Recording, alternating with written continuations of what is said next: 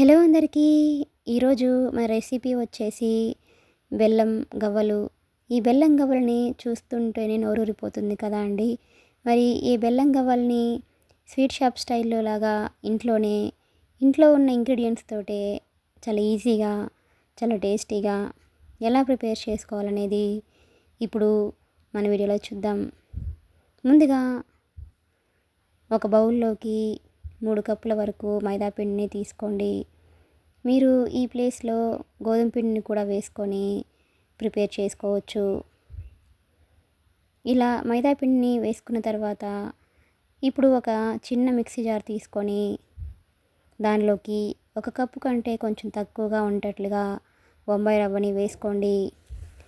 ఇప్పుడు దీనిలోకి 4 ఇలాచీ కూడా టేస్ట్ కోసం వేసుకొని వీటిని ఒకసారి మిక్సింగ్ చేసుకొని తీసుకోండి. రవ్వ అనేది ఇలా ఒకసారి గ్రైండ్ చేసి తీసుకుంటేనే బాగుంటుందండి. లేకపోతే గవ్వలు చేస్తున్నప్పుడు మనం మిక్సీ చేసుకోకుండా తీసుకుంటే రవ్వగా ఉంటుంది. కాబట్టి ఇలా ఒకసారి గ్రైండ్ చేసి తీసుకుంటేనే చాలా బాగుంటుంది. ఇప్పుడు దీనిని మనం ముందుగా తీసుకున్న మైదా పిండిలో వేసుకొని ఈ రెండింటిని బాగా కలపండి. చూడండి, ఇలా ఈ రెండు కలిసేలాగా వీటిని ఒక 2 నిమిషాల పాటు బాగా మిక్సింగ్ చేయండి. ఈ బెల్లం గవ్వలనేవి ఇలా చేస్తే చాలా చాలా టేస్టీగా ఉంటాయండి. చాలా ఈజీగా కూడా వీటిని ప్రిపేర్ చేసుకోవచ్చు. ఇలా ఈ రెండింటిని బాగా మిక్సింగ్ చేసుకున్న తర్వాత ఇప్పుడు దీనిలోకి 2 స్పూన్స్ వరకు నెయ్యిని వేసుకోండి. మీరు నెయ్యి ప్లేస్లో ఆయిల్ని కూడా హీట్ చేసుకొని వేసుకోవచ్చు.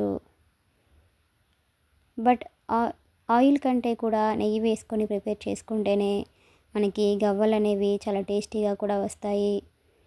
ఇలా నెయ్యి వేసుకున్న తర్వాత బాగా మిక్సింగ్ చేయండి. నెయ్యి అంతా ఈ పిండిలో కలిసేలాగా ఒకసారి బాగా కలపండి.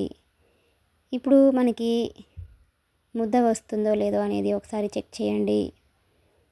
చూడండి, ఇలా చెక్ చేస్తున్నప్పుడు మనకి ముద్ద అనేది రావట్లేదు కాబట్టి మనము మరికొద్దిగా నెయ్యిని యాడ్ చేసుకుందాం.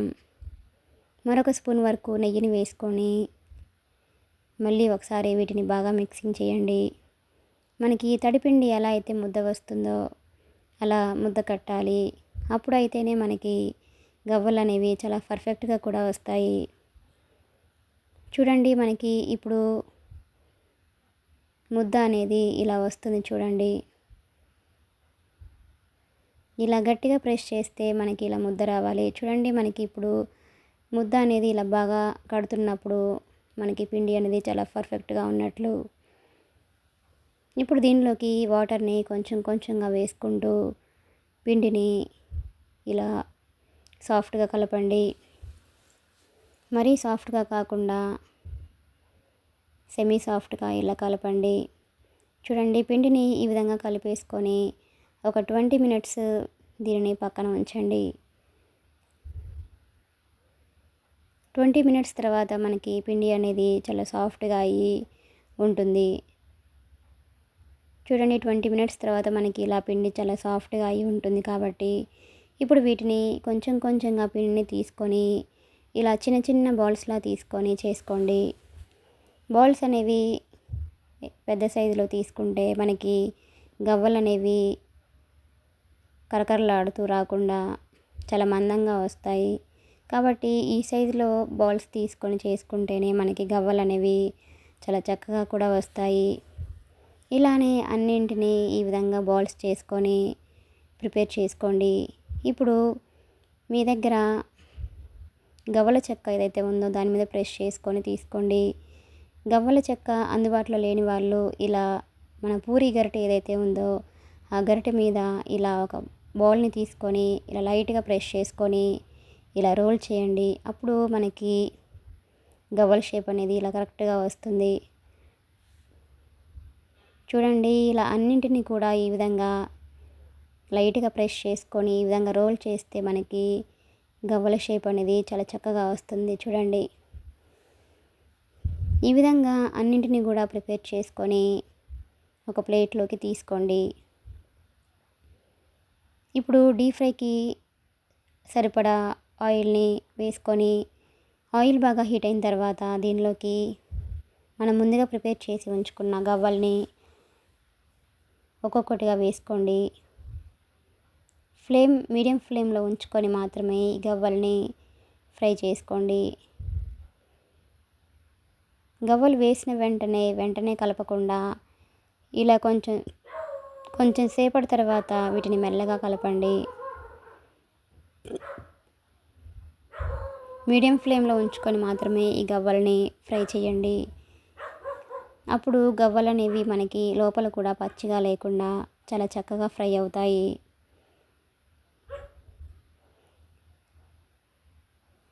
చూడండి, గవ్వలు అనేవి మనకి ఈ విధంగా మీడియం ఫ్లేమ్లో ఉంచుకొని ఇలా నెమ్మదిగా ఫ్రై చేసుకొని ఈ కలర్ వచ్చేంత వరకు వీటిని ఫ్రై చేసుకొని ఒక ప్లేట్లోకి తీసుకోండి. మరి డార్క్ కలర్ రానివ్వకుండా కలర్ అనేది ఈ విధంగా లైట్గా వస్తే సరిపోతుందండి. ఇలానే అన్నింటినీ కూడా ఫ్రై చేసుకొని ఒక బౌల్లోకి తీసుకొని పక్కన ఉంచండి.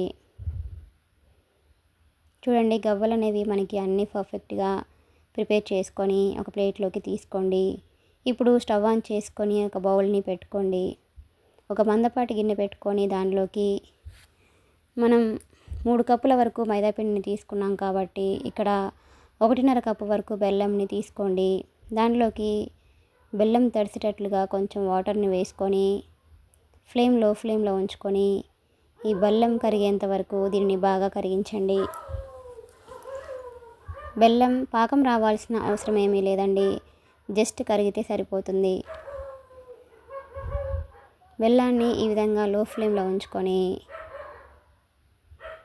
బెల్లం పూర్తిగా కరిగిపోయిన తర్వాత చూడండి, ఇలా బెల్లం పూర్తిగా కరిగిపోయిన తర్వాత స్టవ్ ఆఫ్ చేసుకొని ఈ బెల్లంలో నలకలు అలాగే డస్ట్ పార్టికల్స్ ఏవైతే ఉంటాయో వాటిని ఇలా జల్లెల్లో వేసుకొని వడకట్టండి. ఇలా వడకట్టుకొని తీసుకోవడం వల్ల మనకి బెల్లంలో నలకలు కానీ ఏవైనా చెత్త ఏదైనా ఉన్నా బయటకు వస్తుంది. ఇప్పుడు దీనిలోకి మనం ముందుగా ప్రిపేర్ చేసి ఉంచుకున్న గవ్వల్ని కూడా వేసుకొని ఇలా ఒకసారి బాగా కలపండి. ఈ బెల్లం పాకం అనేది ఈ గవ్వలకి పట్టేలాగా ఇలా బాగా మిక్సింగ్ చేసుకోండి. ఈ గవ్వలు అనేవి కొద్దిసేపు చల్లారిన తర్వాత ఇలా ఒకదానికొకటి అంటుకుపోతుంటాయి కాబట్టి వీటిని ఇలా విడివిడిగా తీసుకొని ఒక డబ్బాలోకి స్టోర్ చేసుకోండి.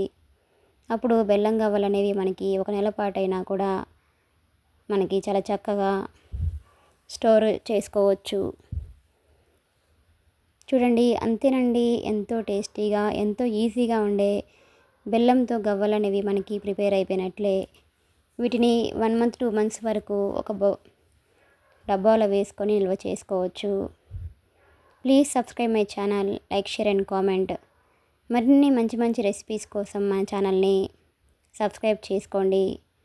Thanks for watching.